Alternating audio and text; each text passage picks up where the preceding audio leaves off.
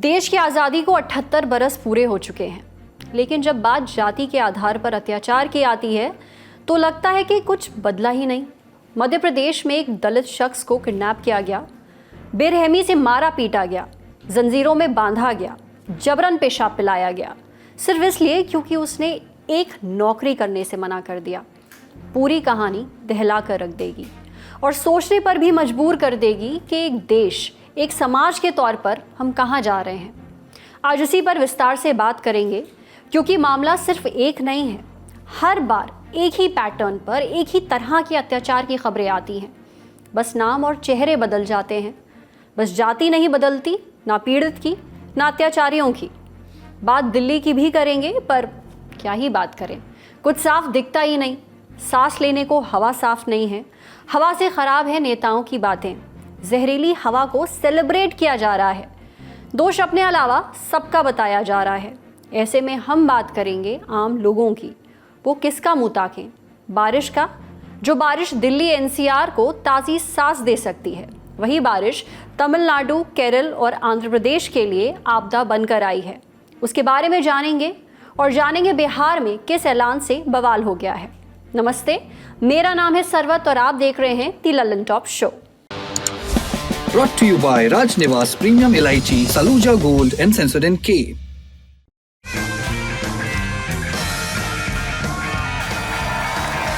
राजनिवास premium इलायची, सोच जो करे राज।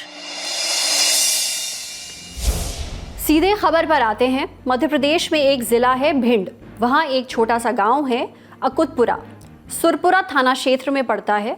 20 अक्टूबर के दिन जब देश दिवाली मना रहा था, तब यहाँ पर एक दलित युवक पर जुल्म किया जा रहा था। आरोप है कि पहले उसे किडनैप किया गया, फिर मारपीट की गई और जातीय दंभ का भोंडा प्रदर्शन करते हुए पेशाब पिलाया गया।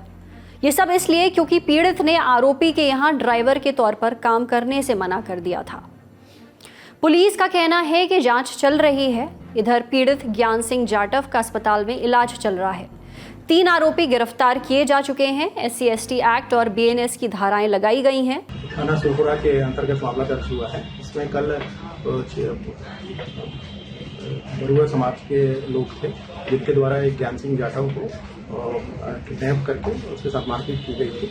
और उस दौरान जैसे ही ये सूचना पुलिस को मिली, तत्कालीन पुलिस ने आरोपियों को राउंड ऑफ कर लिया और इसमें FIR दर्ज करके विवेचना की जा रही है। ज्ञान सिंह को देखने में स्वयं अस्पताल आया था, उसकी स्थिति ठीक है, सामान्य चोट थी, जो उसकी इलाज चल रहा है और जल्दी ठीक है। और कोई भी इसमें जो भी आरोपी हैं, तीनों ही राउंड ऑफ है और जो भी कार्रवाई होगी वो बिल्कुल विधिपूर्ण की है। तो हुआ क्या था?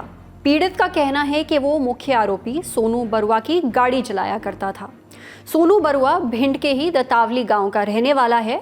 बीच में उसने गाड़ी चलाने से मना कर दिया। सोनू को ये बात नागवार गुजरी, थोड़ी कहासुनी भी हुई। इस बीच पीड़ित ज्ञान सिंह जाटव ग्वालियर के दीनदयाल नगर चला आया अपने रिश्तेदारों के यहाँ, लेकिन आरोपियों ने यहाँ भी उसका पीछा नहीं छोड़ा।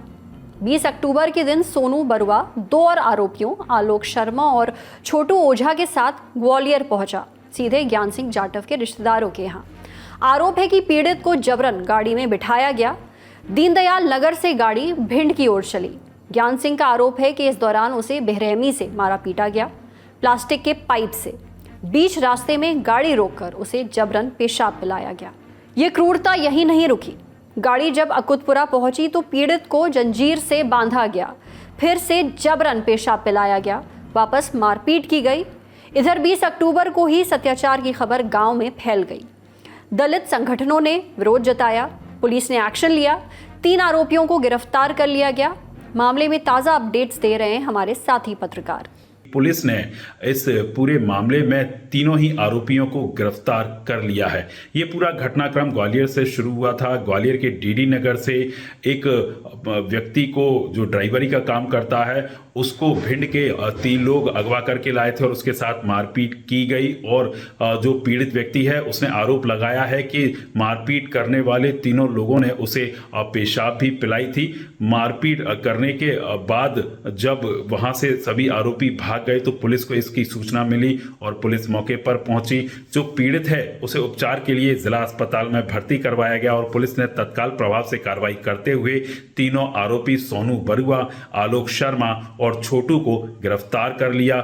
हालांकि कुछ संगठनों ने ये कहा है कि ये जो पूरा घटनाक्रम है इसमें जो पेशाब पिलाने की बात है, जो आरोप लगाया जा रहा है वो गलत लगाया जा रहा है। इस मामले में परशुराम सेना ने आज एक जुलूस निकालते हुए पुलिस के अधिकारियों को ज्ञापन भी सौंपा था। इस मामले में विपक्ष ने सरकार को घेरा है और मैं समझता हूं कि ये बिना सरकार के इशारे पर इतने बड़े अपराध ये लोग कर तो सकते हैं, लेकिन सरकार का संरक्षण होता है तभी वो करते हैं। एक श्रृंखला है और ये कोई एक अपराधी दो अपराधी का काम नहीं है। ये एक पूरी तरह से राष्ट्र और राष्ट्र से राज्य लेवल से आदेश है कि इस प्रकार का सबक इन्हें सिखाया जाए।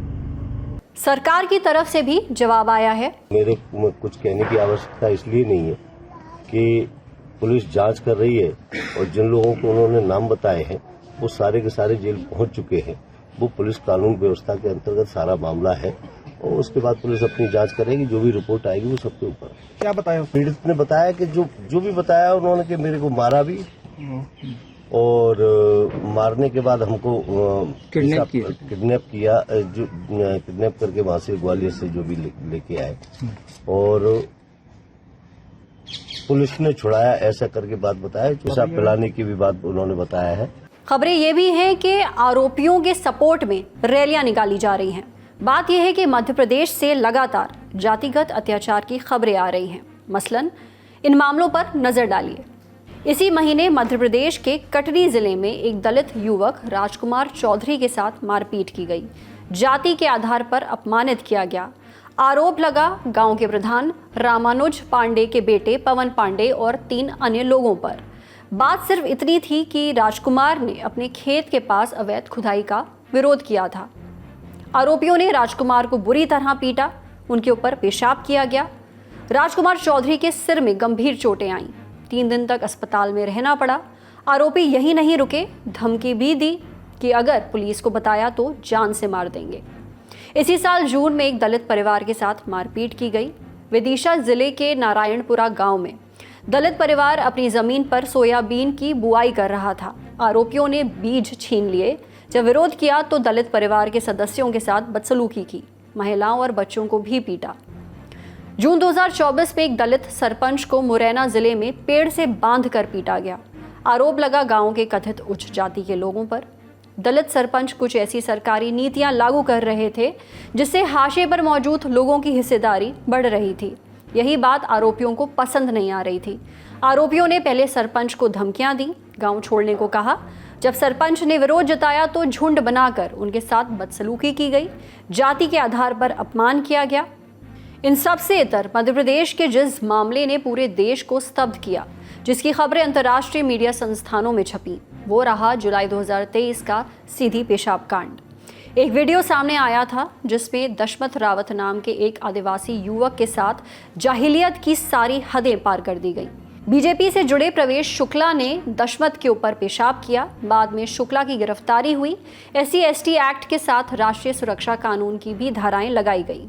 कुल जमा हिसाब ये घटनाएं बताती हैं कि मध्य प्रदेश में जातिगत शोषण किस कदर का है। एक पैटर्न भी नजर आता है।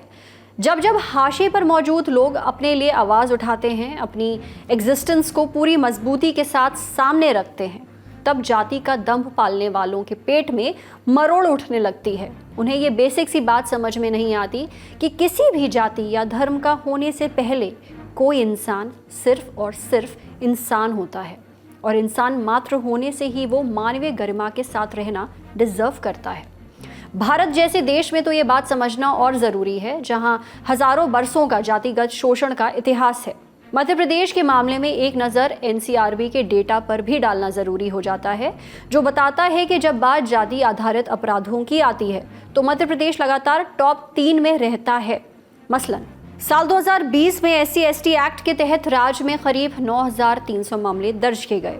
यूपी के बाद दूसरा नंबर। साल 2021 में करीब 8,700 मामले दर्ज हुए, यूपी और राजस्थान के बाद तीसरा नंबर। साल 2022 में करीब 10,800 मामले सामने आए, फिर से तीसरा नंबर। साल 2023 में 11,000 से ज़्यादा मामले सामने आए, यूपी और राजस्थान के बाद तीसरा नंबर।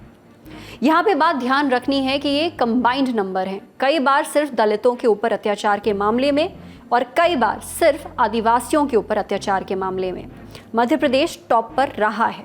एक और बात का ध्यान रखना चाहिए, जातिगत अत्याचार के बहुत सारे मामले दर्ज नहीं होते हैं। कई बार तथाकथित ऊंची जातियों के प्रभाव से और कई बार खुद पीड़ित ऐसा नहीं करना चाहते क्योंकि उन्हें और ज़्यादा अत्याचार का डर रहता है। कल की ही खबर है लखनऊ से। काकोरी के शीतला माता मंदिर में बीमार दलित बुजुर्ग से गलती से पेशाब छूट गई। आरोप है कि मंदिर की शुद्धि के नाम पर उस बूढ़े आदमी से पेशाब चटवाया गया, परिसर साफ करवाया गया। जातिवादियों से पेशाब का ये ऑब्सेशन समझ नहीं आता। क्यों ये एक पैटर्न सा बनता जा रहा है? क्या इसके पीछे ये सोच है कि एक इंसान को इंसान नहीं मलमूत्र के बराबर समझा जा रहा है? शायद सच यही है।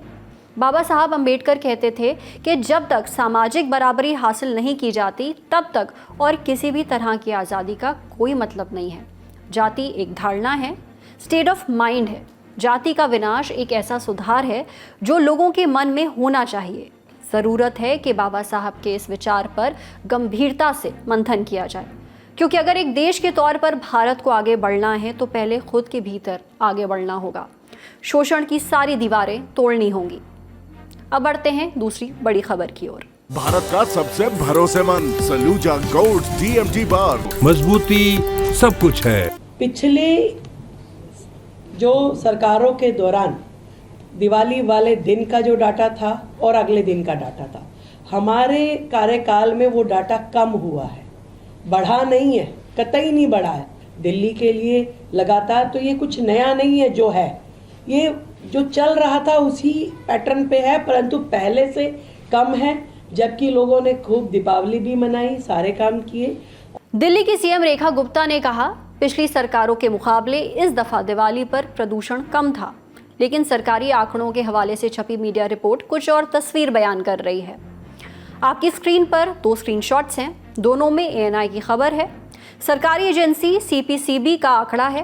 पहला स्क्रीनशॉट 1 नवंबर 2024 का है, यानी पिछले साल दिवाली की अगली सुबह का। इंडिया गेट के आसपास का AQI लिखा है 317।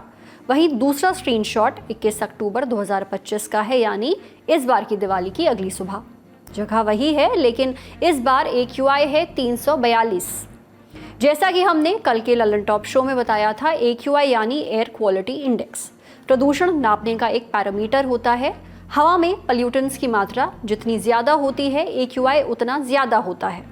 जितना ज़्यादा AQI उतनी खतरनाक हवा।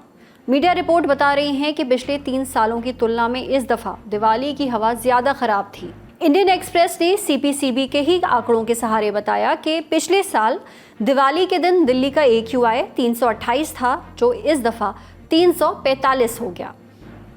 अंग्रेजी अखबार लाइफ मिंट में छपी रिपोर्ट के मुताबिक दिल्ली की हवा मंगलवार यानी 21 अक्टूबर की सुबह 5 सालों में सबसे खराब हो गई। रिपोर्ट में ये बात सेंट्रल पोल्यूशन कंट्रोल बोर्ड के डेटा के हवाले से लिखी गई है।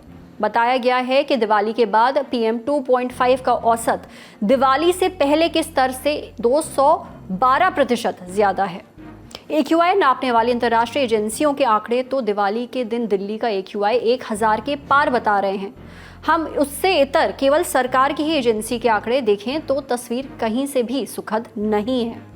ये तब है जब पंजाब में इस बार आई बाढ़ से फसल कटाई में देरी हुई। नतीजा, पंजाब हरियाणा में इस दफ़ा पराली जलाने में 77% कमी आई है। यानी प्रदूषण में वृद्धि का दोष अकेले पराली जलाने पर नहीं मढ़ा जा सकता। लेकिन इस समस्या की वजह क्या हैं? सुप्रीम कोर्ट की गाइडलाइंस का सख्ती से पालन नहीं होना। कोर्ट ने इस बार ग्रीन पटाखों को तय समय में जलाने की इजाज़त दी थी, लेकिन नियम की धज्जियां कैसे उड़ाई गईं, ये दिल्ली वासियों का दिल जानता है और जानते हैं उनके फेफड़े। कई सुद्धिजनों ने भी एक्स पर समस्या को हाईलाइट किया। उनमें से एक है अमिताभ कांत। वो सरकार को नीति निर्माण और मार्गदर्शक देने वाली एजेंसी नीति आयोग के CEO रह चुके हैं। दिल्ली की अगली सुबह उन्होंने एक्स पर लिखा, हवा की क्वालिटी नापने वाले दिल्ली के 38 में से 36 मॉनिटरिंग स्टेशन रेड जोन में हैं। कई महत्वपूर्ण इलाकों में AQI 400 के पार है। दिल्ली दुनिया की सबसे प्रदूषित राजधानियों में है। दिल्ली सरकार में मंत्री मनजिंदर सिंह सिरसा ने दिवाली के अगले दिन 21 अक्टूबर को प्रेस कॉन्फ्रेंस की।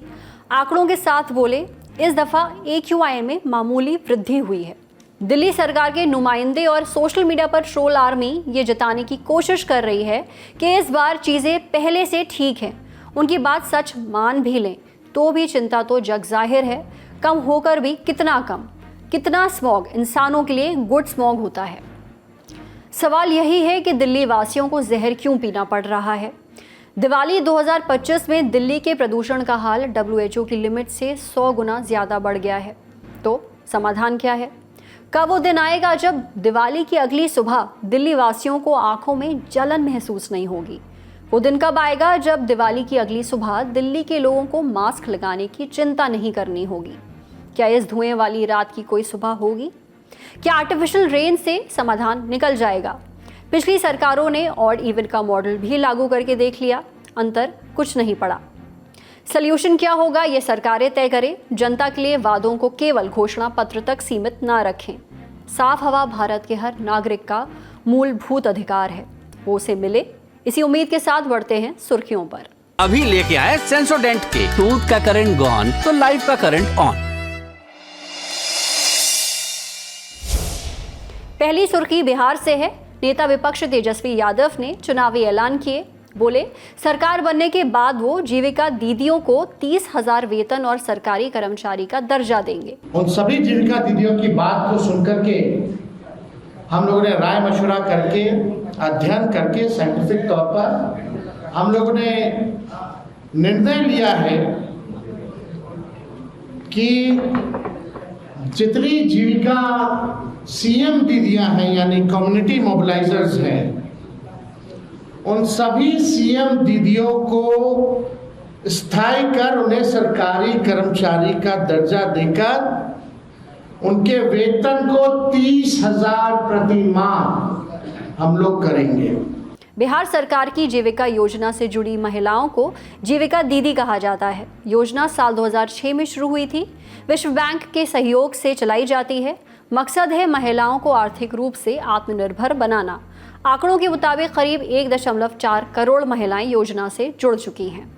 तेजस्वी ने संविदा कर्मचारियों को परमानेंट किए जाने का भी वादा किया है। संविदा कर्मचारी लंबे समय से परमानेंट नौकरी की मांग करते आए हैं। उधर तेजस्वी के वादों पर बीजेपी का भी रिएक्शन आया। राज्यसभा सांसद सुधांशु त्रिवेदी बोले, तेजस्वी मजाक करना बंद करें। कई बार जो राजद के लोग बोलते हैं उनके मन का मनोभाव समझने का प्रयास करना चाहिए। आपने देखा जब तेजस्वी जी ने कहा था 10 लाख नौकरी देंगे, 20 लाख नौकरी देंगे, तो अंतर्निहित मनोभाव शायद जनता नहीं समझ पाई थी, अब समझ गई। उनका मनोभाव ये था 10 लाख में नौकरी देंगे, वो में शब्द छुपा ले गए थे। 20 लाख में नौकरी देंगे और नहीं होगा 10-20 लाख तो जमीन ले लेंगे।